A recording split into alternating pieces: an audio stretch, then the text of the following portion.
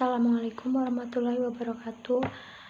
Kami dari kelompok 1 akan mempresentasikan hasil diskusi kami tentang mereview tema toksikologi klinis.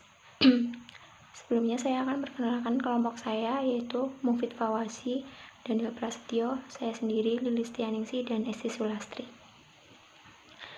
Jurnal pertama yang kami review yaitu tentang pengujian toksisitas akut obat herbal pada mencit berdasarkan Organization for Economic Cooperation and Development atau OECD.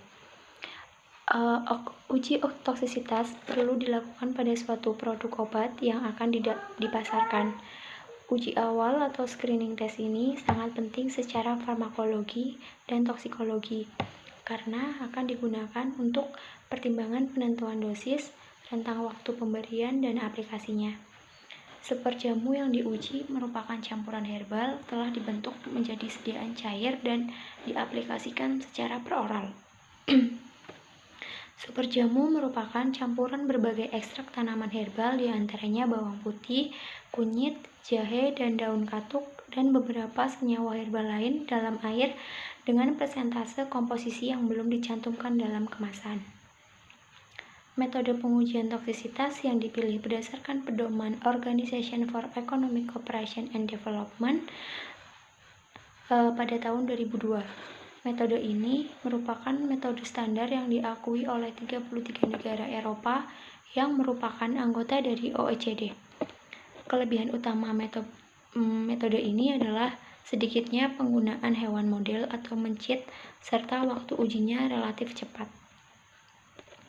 Yang pertama yaitu sebanyak 9 ekor mencit betina umur 3 bulan dengan berat badan berkisar 25 gram dibagi menjadi 3 perlakuan. Kelompok pertama diberi jamu dosis 300 mg per kilo berat badan, kelompok 2 dosis 200 mg per kilogram dalam kelompok 3 atau kelompok kontrol diberi Aquade 1 ml per kilogram berat badan. Pemberian jamu dilakukan per oral menggunakan spet bersonde setiap hari selama 14 hari. Selanjutnya, tahap pertama masih terdapat kematian pada kelompok 2 dan gejala klinis berupa rambut berdiri, depresi, dan gejala syaraf pada kelompok 1, sehingga dilanjutkan dengan uji kedua menggunakan dosis 50 mg per kilogram berat badan. Pada kelompok kedua yaitu kelompok perlakuan atau kelompok KP dan kelompok kontrol atau KK masing-masing terdiri dari 3 ekor mencit selama 14 hari. Lalu kemudian hasil dari pengujian ini pada tahap kedua tidak ditemukan gejala klinis keracunan pada hewan uji coba. Lalu kesimpulannya dari pengujian ini adalah nilai dosis toksik jamu adalah lebih dari 50-300 mg per kilogram berat badan, dan perkiraan dosis letal atau LD50 adalah 200 mg sampai 300 mg kilogram per berat badan, seperti disebutkan dalam aneks 2C atau OECD atau OC. Lalu kemudian saya akan mereview jurnal yang kedua. Judulnya adalah Analis Toksikologi Forensik dan Interpretasi Temuan Analis. Toksikologi forensik adalah salah satu dari cabang ilmu forensik. Secara umum, ilmu forensik atau forensic science dapat dimengerti sebagai atau pemanfaatan ilmu pengetahuan tertentu untuk digunakan penegakan hukum dan peradilan.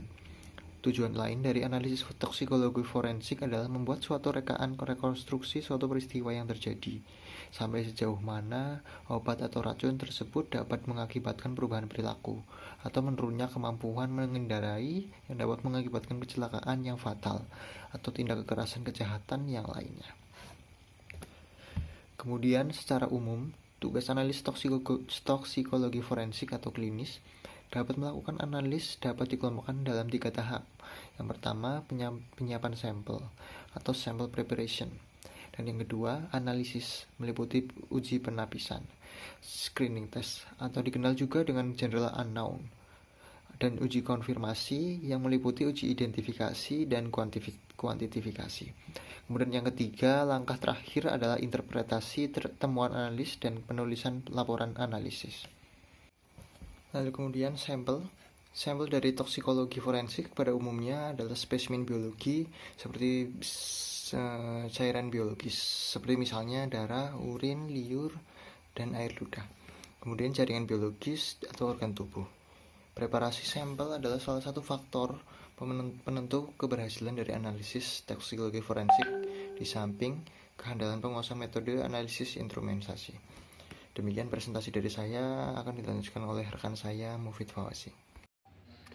Pada implementasi hasil analisis pada kasus kematian seorang toksikolog forensik dituntut mampu menjawab pertanyaan spesifik seperti rute pemakaian toksikan, apakah konsentrasi toksikan yang ditetapkan cukup sebagai menyebabkan kematian atau menyebabkan keracunan. Penetapan rute pemakaian biasanya diperoleh dari analisis berbagai spesimen, di mana pada umumnya konsentrasi toksikan yang lebih tinggi ditemukan di daerah rute pemakaian.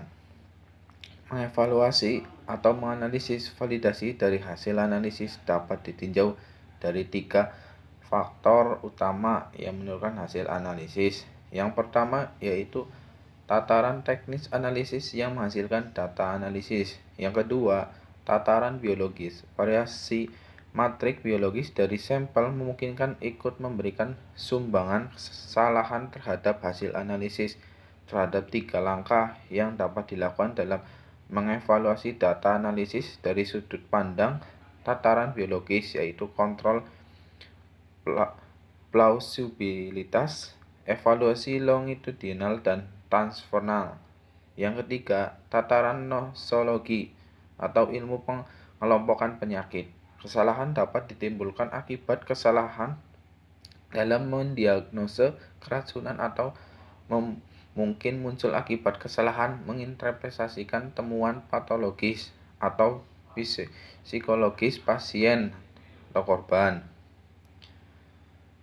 Review jurnal ketiga, judul Keragaman Kasus Forensik Klinik di RS Bayangkara tingkat 3 Manado dari sudut pandang SKDI 2012 periode Juli 2015 sampai Juni 2016. Klinik forensik adalah bagian dari forensik medis yang mencakup pemeriksaan korban yang masih hidup. Forensik klinik adalah bagian dari ilmu kedokteran forensik yang mencakup pemeriksaan kedokteran terhadap korban yang hidup dengan kasus-kasus yang meliputi perkosaan atau rape, pencabulan atau molestation, kekerasan dalam rumah tangga atau domestic violence, dan kekerasan pada anak child abuse.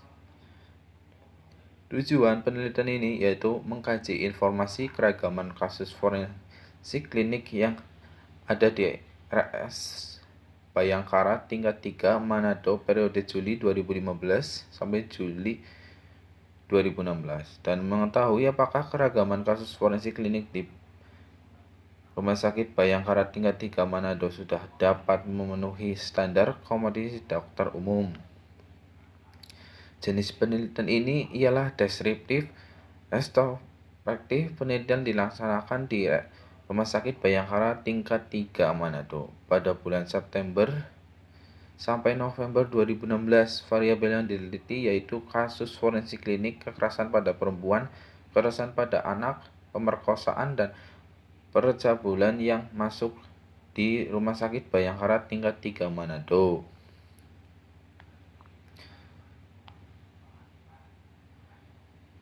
Sekian dari saya. Assalamualaikum warahmatullahi wabarakatuh. Perkenalkan, nama saya Esti Sulastri. Saya akan membacakan hasil diskusi kelompok kami. Ini adalah studi retrospektif deskriptif menggunakan data yang diperoleh dari surat-surat pemeriksaan polisi, visium et repertum, dan catatan medis. Hasil penelitian menunjukkan bahwa ada 38% kasus yang memenuhi standar kompetensi dokter umum. Jumlah kasus forensik klinik yang masuk di Rumah Sakit Bayangkara tingkat 3 Manado selama periode Juli 2015 sampai Juni 2016 sebanyak 386 kasus.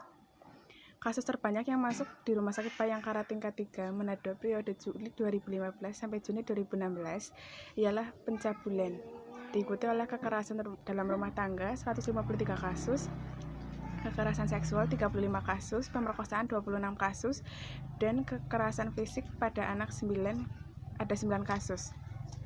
Dari hasil penelitian didapatkan bahwa korban terbanyak berjenis kelamin perempuan dengan jumlah 380 korban atau setara dengan 98,5%, sedangkan korban berjenis laki-laki berjumlah 6 korban atau 1,5%. Jumlah kasus terbanyak dalam Rumah Sakit Bayangkara tingkat 3 Manado ialah kekerasan tumpul 99,4% dan pengguguran kandungan 0,6%. Kesimpulannya adalah, dalam penelitian ini, sebagian besar kasus adalah kasus kekerasan tumpul. Disarankan bahwa Rumah Sakit Bayangkara 3 Manado menjadi kemitraan pendidikan rumah sakit untuk dokter masa depan. Terima kasih. Wassalamualaikum warahmatullahi wabarakatuh.